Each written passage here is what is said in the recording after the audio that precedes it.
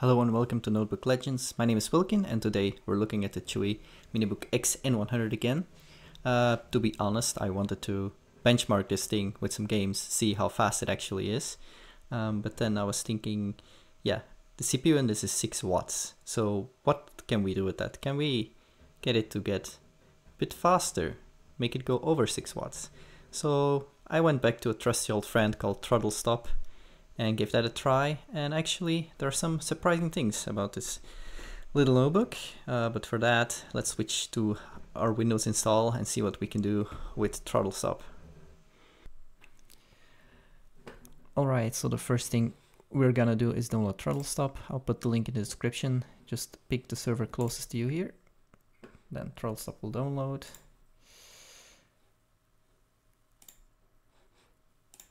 And once that's done, we go to our downloads directory and extract the Throttlestop.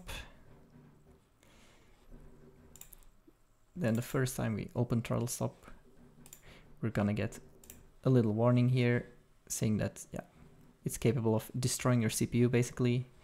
I would say that's true, so be careful with this stuff.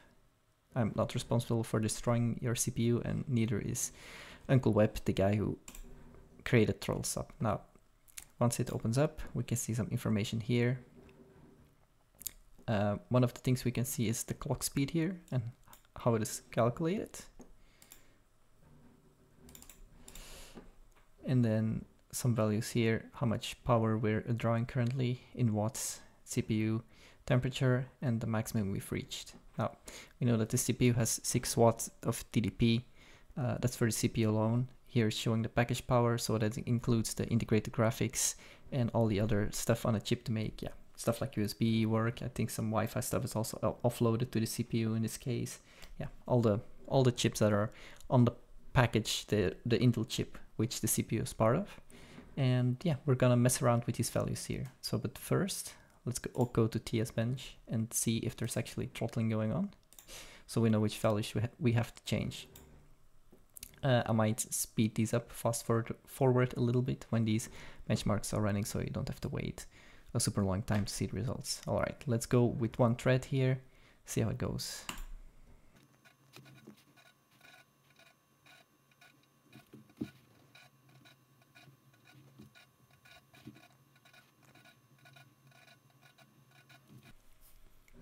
Alright, and that took 112.9 seconds.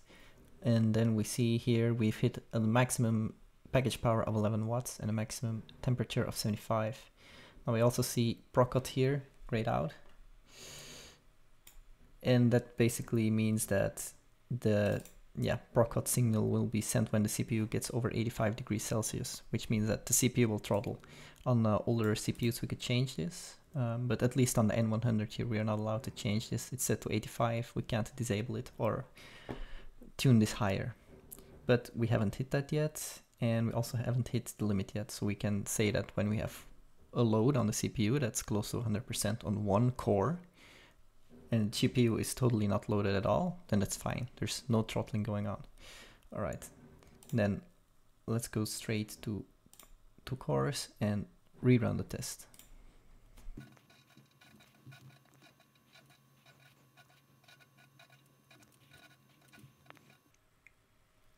Alright, the test is finished, 62.9 seconds this time. We still haven't throttled or hit the max temperature limit, but I think we're getting close, at least on the throttling. So if you open TPL tab as well, then we can see that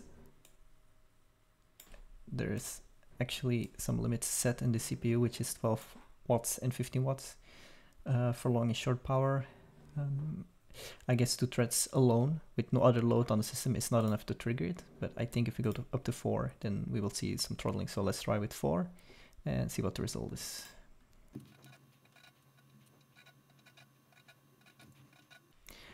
Alright, our benchmark is done. We got 39.8 seconds. But if you may have noticed, during the run there was a red power text showing here. That means that we're hitting the limits, the PL limits. So what we will do is actually click here uncheck disable controls, so we have the controls enabled. We need to sync MMIO. If we don't do this, then not all the settings get set, which means that we can't, well, we can change the settings, but it doesn't affect the system. So 15 watts seemed about right. So let's set it to 15. Click apply. And now we can see here on top that the PL values have changed, right?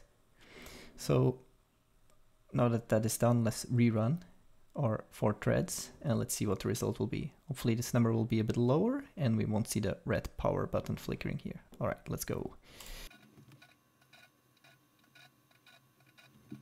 All right, and our run finished, and as you notice, the power button was still flickering. We could actually see that the clocks were modulated very slightly to, you know, stay under the power limit. So what we'll do is we'll open the TPL up again, perhaps set it to 16 watts, apply, and then let's restart our benchmark. The scores here might not be that much different, but we'll see what happens.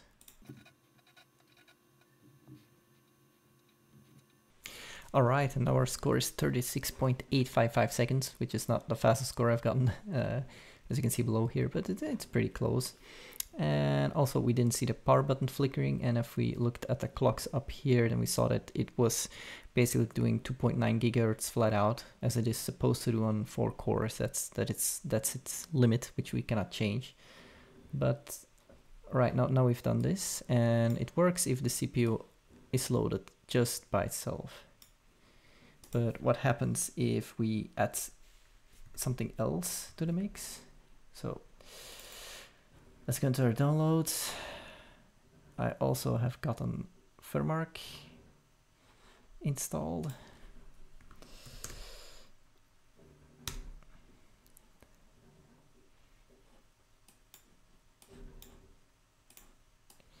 And let's see what happens if we also run a GPU stress test at the same time.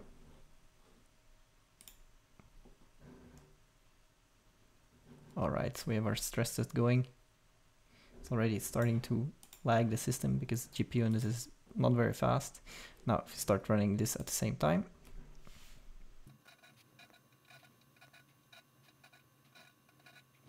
Alright, so now we can see our score is 42.65 seconds, and the power button or power text here was lit constantly. We could also see that the clocks had dropped.